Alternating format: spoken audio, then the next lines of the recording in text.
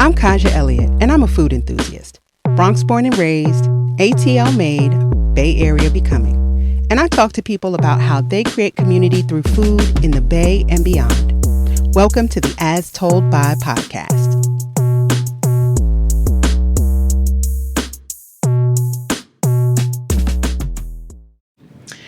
Welcome to this week's episode of the As Told By podcast. I am still on location as we speak.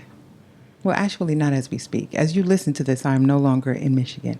But right now, as I'm recording, I am still on location in Michigan with my second of two interviews I'm doing while I'm here. And this is going to be a pleasure for me because this is like a reunion.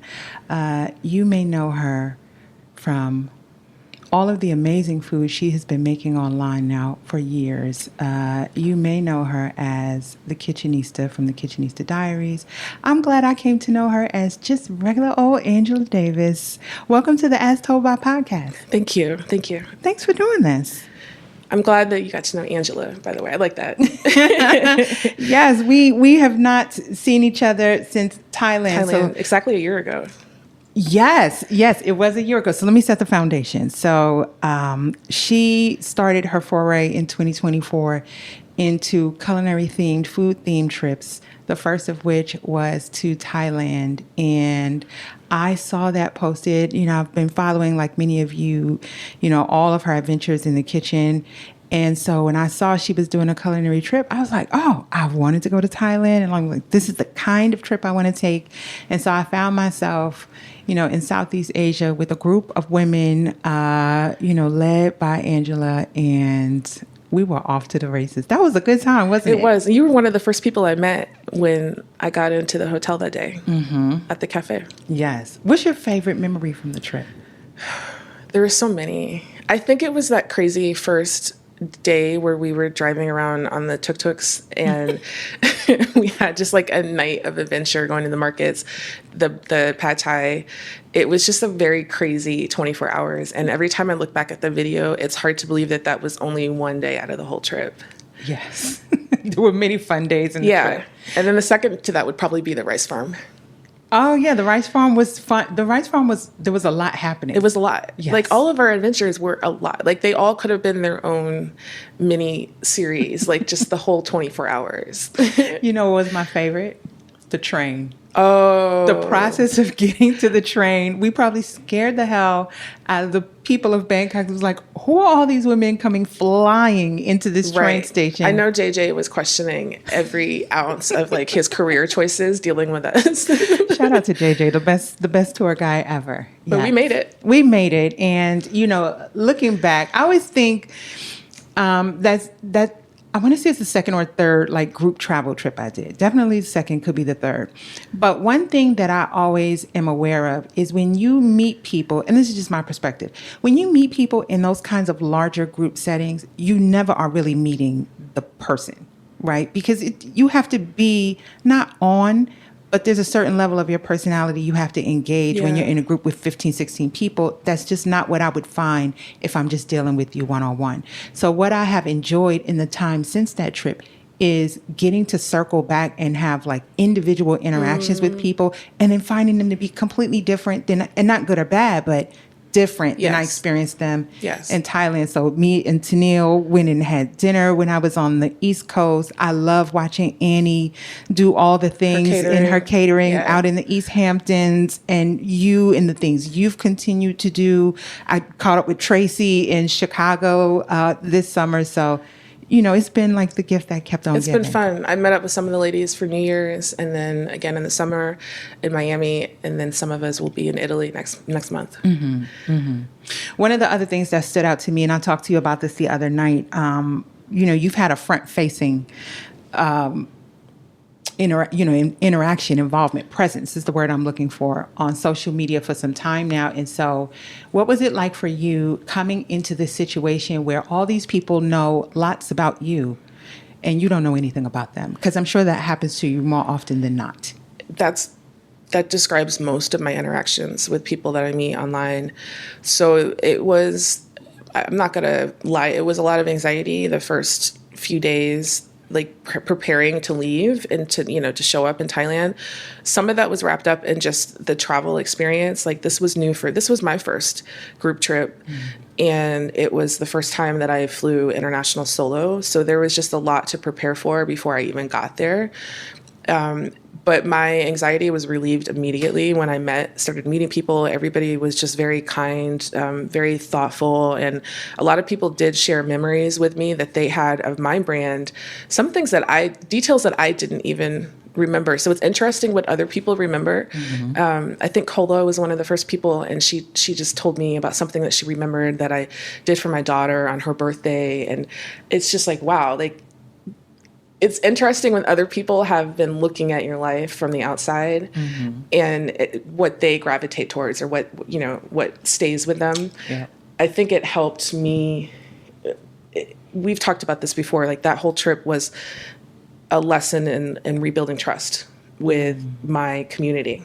And it was healthy for me to have that in-person experience. I think being online for so long, because at that time it had been 12 years, there's a disconnect that happens where it's like you're speaking into a void sometimes, and you're not sure where it's landing, who it's landing with.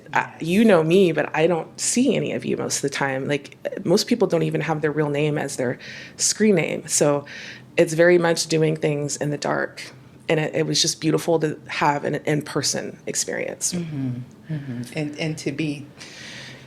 Yes, interacting in real life. Yes, we're in this culinary environment. It's a culinary themed trip, but like we're having person to person. Love that.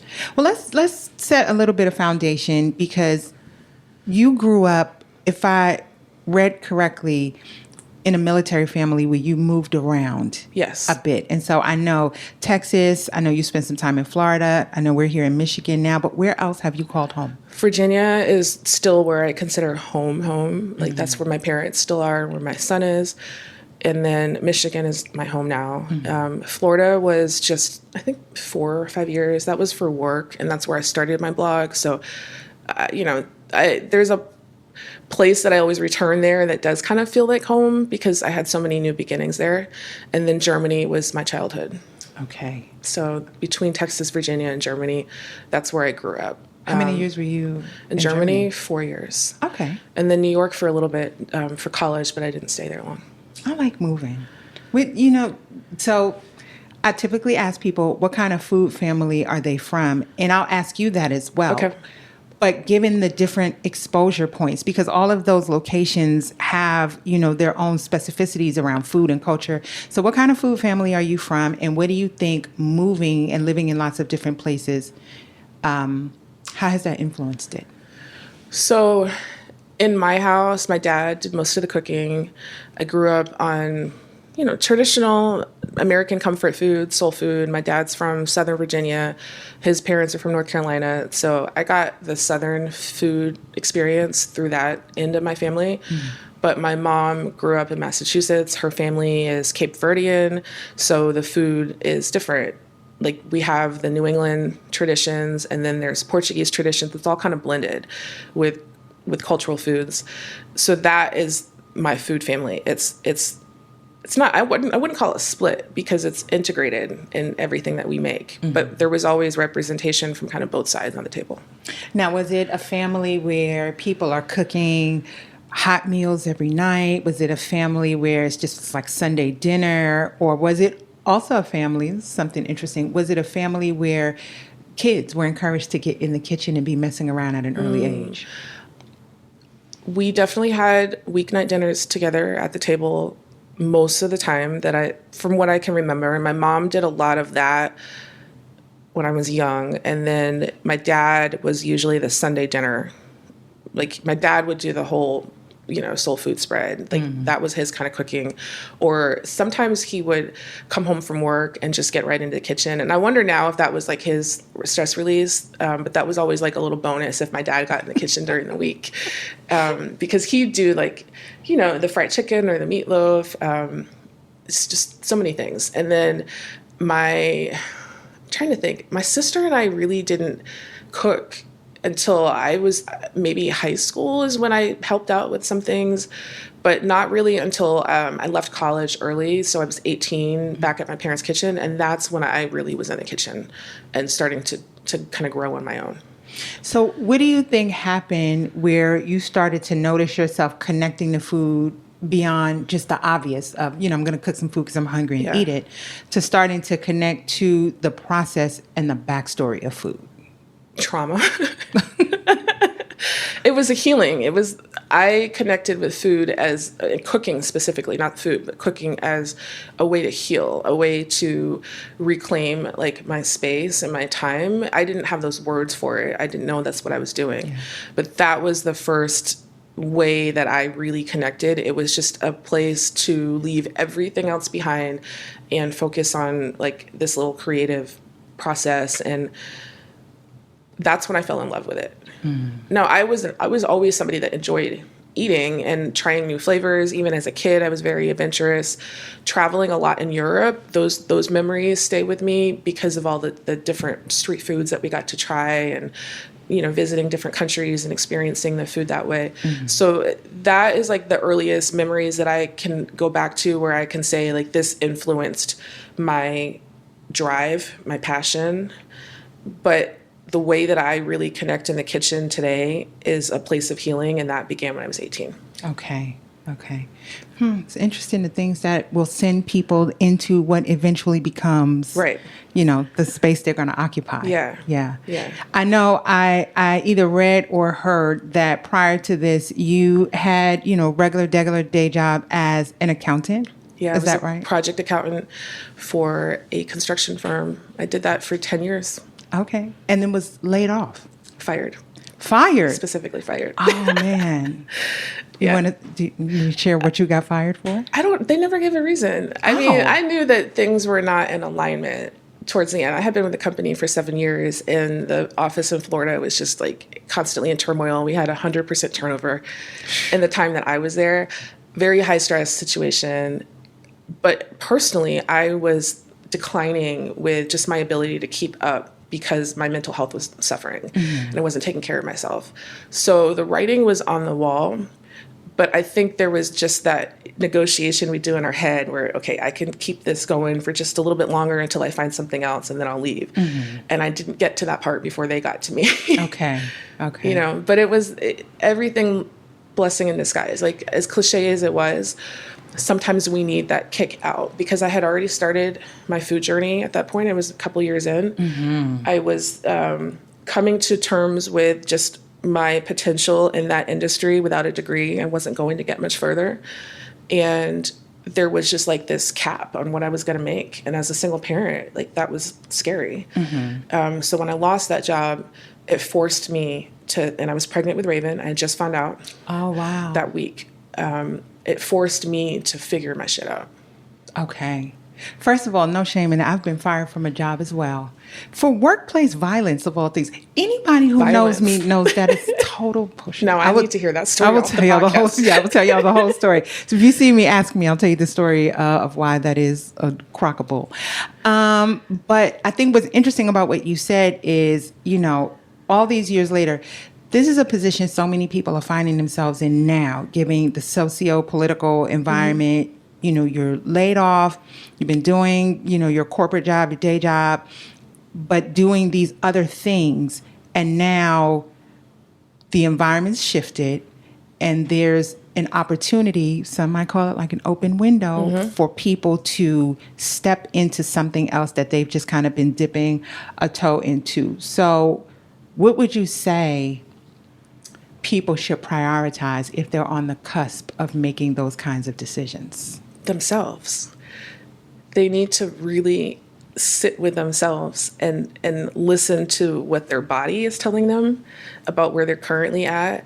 They need to think about how they feel when they're doing the thing that they actually enjoy, and follow that if it makes sense. I'm not telling people to quit their day job before they have it figured out. I didn't have a choice. I lost mine. But listen to the internal signals. And I'm always a fan of a pivot, of a shift. I've changed my life a number of times and just totally switched careers. built a whole new life for myself a number of times. And I think that it's always worth it in the end. However, you have to embrace the chaos and the turmoil that comes with that. Right, because were you panicking? Easy. Absolutely. I was pregnant. I was pregnant with my second child. I was already a single mother. Oh. I was already kind of still in that period of shame surrounding my situation from being a single mom in the first place, from not having a degree. You know, I had made my way in this career. I was a senior project accountant. I had worked my way up. But there was a lot of shame in getting fired. When I had a public brand already at that point. I was going to have to move home. I lost everything. I lost my car. I lost my apartment. Like, I had to give it all up to move home, because I couldn't figure out my situation in that immediate, period of time where I was fired and still in Florida. So I moved back to Virginia. It was a period of rebuilding myself, rebuilding my confidence, balancing this public career that I had just started to build. And I made a decision then. I'm just going to be honest and put it out there about, this is my life. And it's a little bit of a mess right now. And I'm still cooking. I'm going to cook through it. And you can follow that part of the journey. I'm still very protective about the parts of my private life that I put out there. Yeah. But the food journey has always been parallel to my personal journey and figuring my stuff out.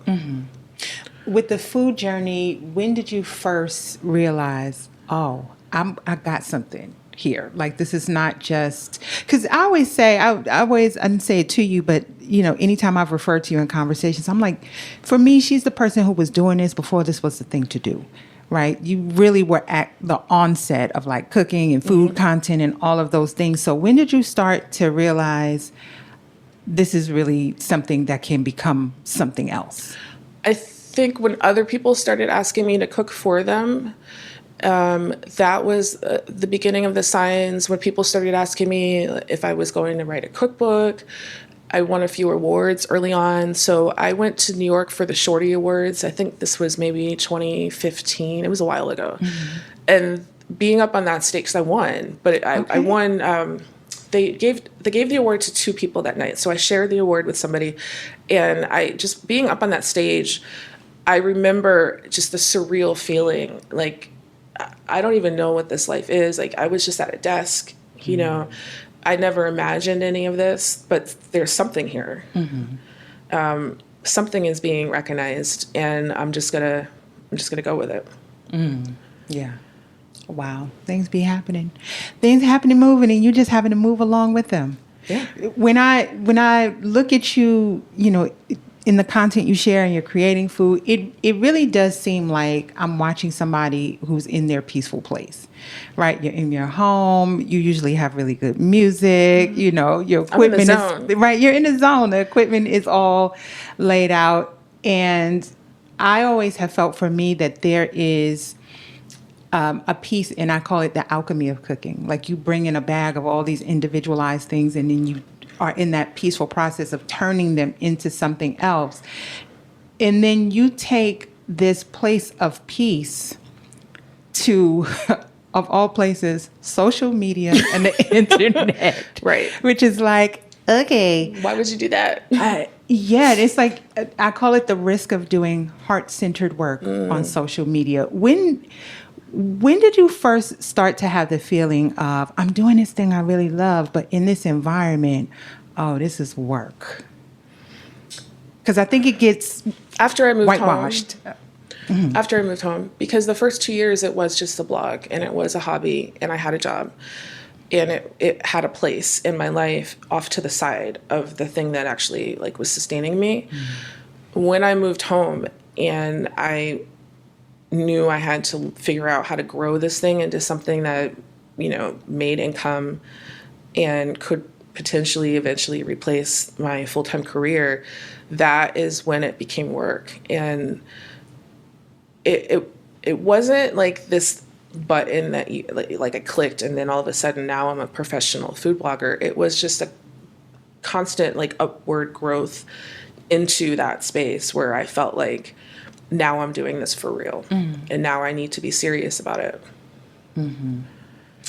When I feel like we had this conversation in part the other night at dinner, but the terms influencer, content creator, food blogger, recipe developer, chef, like what of that resonates with you the most? So I've struggled with what to call myself. You know, every time, and we talked about this right before the podcast, whenever somebody needs a bio, I really have to think about, okay, like what is the story right now? Because that is always shifting. I don't like being introduced as an influencer or a food blogger first, because those aren't titles that I identify with today. There was a period of time where that was more centered in my work. Now I am doing recipe development. I'm a cook. Other chefs call me chef. I'll take it. You know, I'm not running a kitchen, but I have run kitchens for gigs, for events.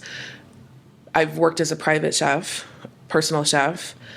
So I've done all of the things, but recipe development, content creator kind of describes what I do on Patreon. And whatever else anybody else wants to define, I'll leave it to them. It doesn't really matter to me. He said, I'll take the words. It's a bit of a mixed bag because without the expansiveness of the platform of social media, you don't exist to the degree that you have come to, right? Because people just don't have the access. But the rigors of being on social media can strip the joy of the thing you love. And, you have been down some of the darker corridors of social media and all the things that comes with. How have you been able to hold on to the joy of the thing you love? I haven't always been able to. I've had some periods of time where the joy was lost completely. I had a very dark couple of years that I think when I met you in Thailand, I was just coming out of that. I was just going back outside, like literally just going back outside again. It got very, very dark for a while. And I did want to quit. I told people I was quitting. I wrote the letters that I was going to post when I quit. Really? Yeah. Okay. Yeah. There was a part of my heart that was done with this because I was so hurt by having poured into this and having created community and safe spaces for other people, only to find that it wasn't there for me. And that still breaks my heart today. And I had to push through that because this is something I built for me too. Like this is also my career. And I had to sit in the dark with myself and come to terms with not letting other people take that away from me, especially not strangers. And also dig deep and find the reasons why I could still do this work, which is still very much heart-centered. Even when the joy is not there, my online audience doesn't necessarily know what I'm going through at all times, right? And like what I share, what I produce might still be useful to them, separate from the emotional ties I have to the work. And I'm still trying to find what that balance is, where I can share things that are useful to other people in ways that don't force me to abandon myself anymore. It's a mixed bag. And I think a lot of it also has to do with expectations of what it looks like to be a woman in the kitchen. Where I'm at in my life as a single parent, as an unpartnered person, I have different needs. And I show up in the kitchen differently than people with families, people who are married, people who have more support. And now I'm in the process of trying to figure out how can I share these things with, as in part of my brand that really represent like the life that I'm living in the kitchen, and not try to create advice or paint a picture for other people's experiences because that's what's expected, meaning like the holidays and the caretaker role and the matriarch and those kind of traditional things. Yeah. At the older, I'm 43 now. I started this when I was 30, and I had different expectations for the way my life was going to go at the beginning of this. And now I'm here and I'm okay with where I'm at. But sometimes it feels like the brand that I built speaks to an older version of me. Yeah. You mentioned the holidays coming up, and it's a good time. We're right, approaching October. It's just a good time for people to reassess what they want these next couple of months to look like, because you really don't have to buy in for whatever has been what is expected or what we've always done. I always love when I see people that are traveling for the holidays. Yes. And I'm like, we do not have to do macaroni. And there's no problem with doing it if you want to. Traditional holidays, all the things, if that's what you want to do. Yeah. But you can break the rules if you want to. It's hard to, in our families, sometimes we do feel that pull to keep up certain traditions. And then it's like you're constantly in battle with, do I actually like this? I mean, part of my journey is also my personal journey is coming to terms with neurodivergence. And my social battery is different than a lot of people. And the holidays really test that, they test my boundaries. And over the last few years, the pandemic kind of is really what shifted that for me, because it was the first time that we didn't have to go home. And it wasn't like I made a choice not to go home. It's just nobody was going home that year. Yeah. But it broke that cycle for me of feeling forced into things that always kind of end with me feeling like, am I 12 years old again? Yeah. I don't like that time of year. I pour myself into work because it's like avoiding a lot of the other things. And that also leads to burnout in different ways. Yeah. So I've had this journey of the last 4 or 5 years of figuring out, like, what does this time of year need to look like for me? How do I get to January and not be in burnout? How can I prioritize more of like what I need to be doing during the fall to prepare for winter, which is always heavier for me. It's mentally, it's a harder period to get through. And I like to feel like I can be inside for the winter. I can hibernate. I can have my little cozy space and just have my period of recuperating. So I do plow through the fall. I am busy. There's a lot more events and things for cooking that I have to show up for. I want to show up for. Yeah. But then it gets to like December 25th, I'm off. Yeah. The clock's off. And it's just...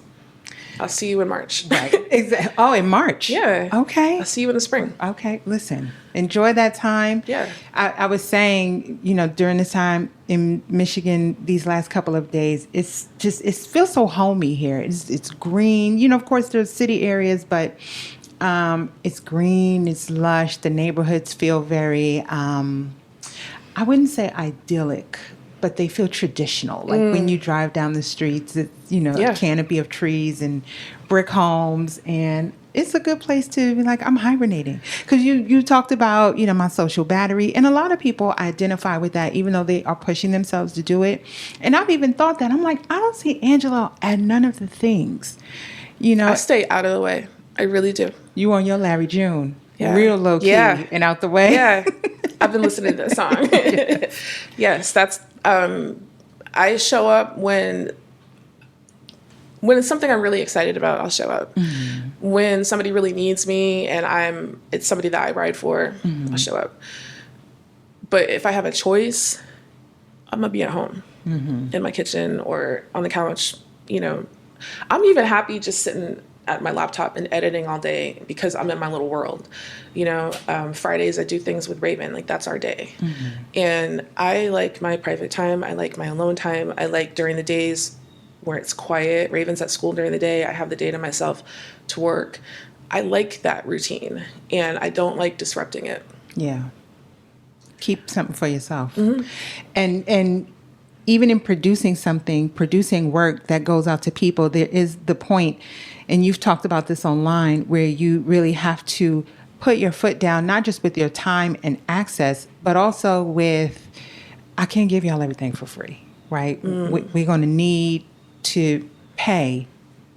And that there's a fairness in that because there's a tremendous amount of work. You're not, making BLTs. No shade to a BLT, but you are doing, deep work, grinding. Yeah, I watched you make pasta the other day. I mean, it's like all kinds of things that you are doing at a deep level where it just is not feasible at a certain point to have an expectation. And I think a lot of people, I've had my own struggles with that as I do things within K in the Bay and the podcast, is when is the right time to create paywalls? When it's not, well, if people don't jump on that right away, does that mean you put a paywall in the wrong place? Or does that mean you just need a little bit of time for that to evolve? What would you say for yourself or to people who are trying to find that right space where now is the time to put a paywall behind my work? I've done enough, or I feel like the work has enough validity, if that's the thing, to say, okay, now folks are going to need to pay for access.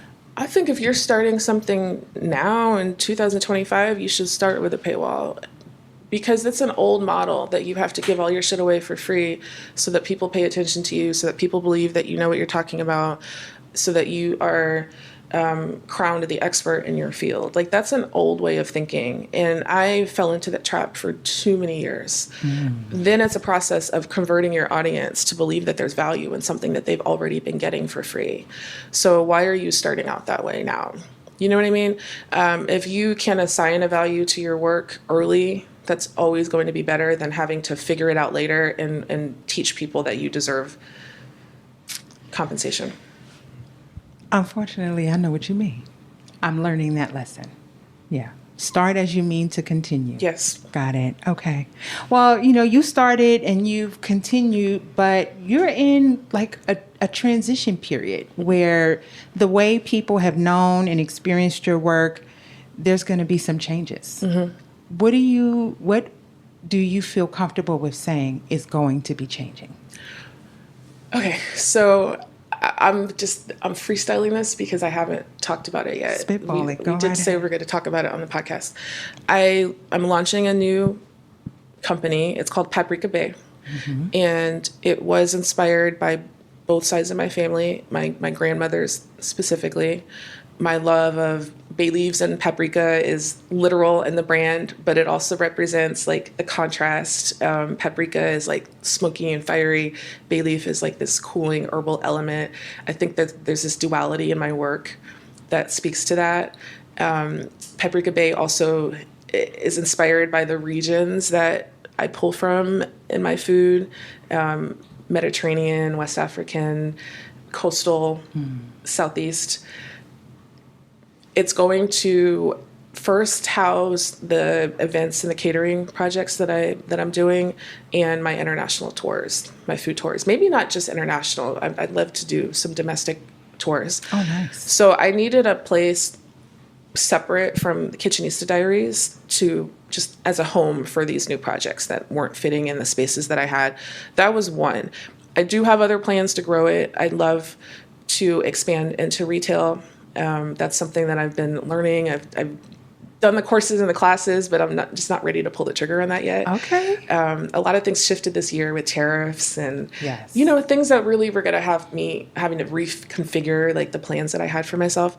So I'm going to start with that. I'm opening up my events calendar, and I have another tour coming up after Italy. I have another tour coming up in March.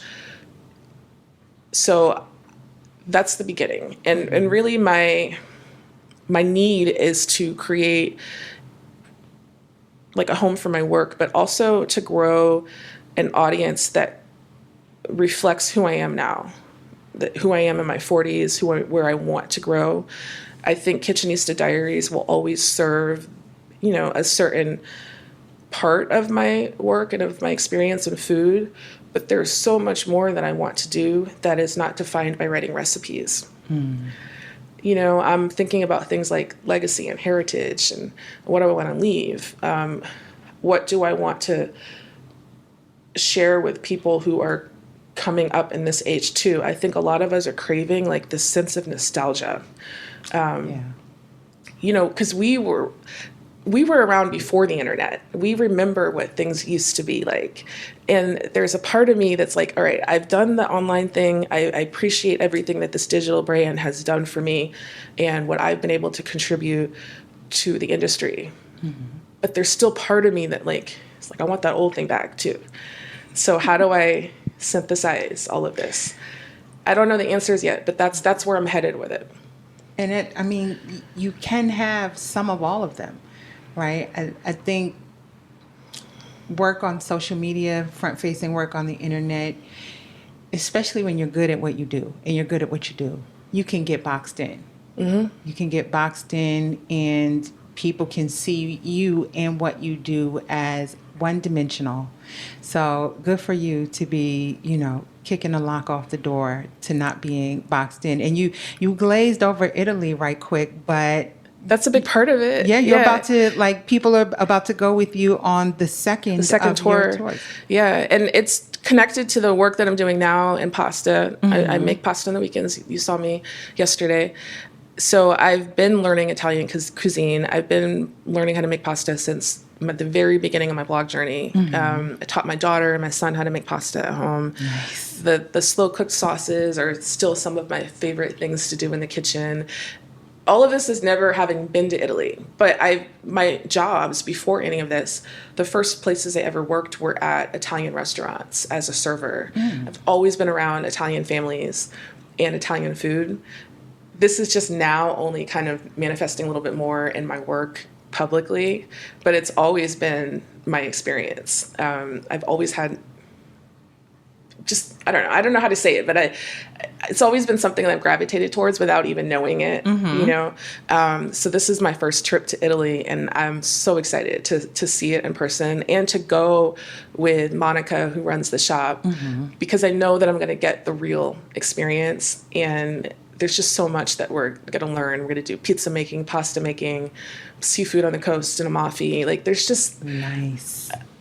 I don't know. I'm over the moon, and I'm not even there yet. I can see the excitement. Yeah. And you said some of the folks from the Thailand trip are going to be on the Italy trip as well. Yeah. 2 women from Thailand will be joining us there. And then my aunt, one of my mom's sisters, will be there. It's a smaller group than Thailand's. We have 12 women. Okay. And we're all staying in a historic villa. It's going to be great. Yeah. And then I come back and I can't wait to just see how I'm going to be inspired, how this is going to both affirm the work that I'm already doing, but also help me clarify my ideas for Paprika Bay. There's a part of me that knew that until I do these next couple of trips that I have, I don't think that some of the things I want to do are going to be fully defined or I'm even able to express them accurately. I need to go there. I need to be in these places, and then I'll integrate them with my work. Yeah. Well, you were already well on your way. I did watch you making that bucatini. And I was like, look at Angela handling it like a real Nona. I'll work with one. I'm learning from the best. Yes. Well, I'm so happy for all of the things that you are working on and developing. Thank you for being, I'm sure there's many people listening to this who have watched and been inspired by what you've been doing on the internet for some time now. So, number one, thank you. And number two, good luck. Thank you. And I mean that I sincerely. With the evolution of the things, good for you for growing and creating what the next part of your story is going to be.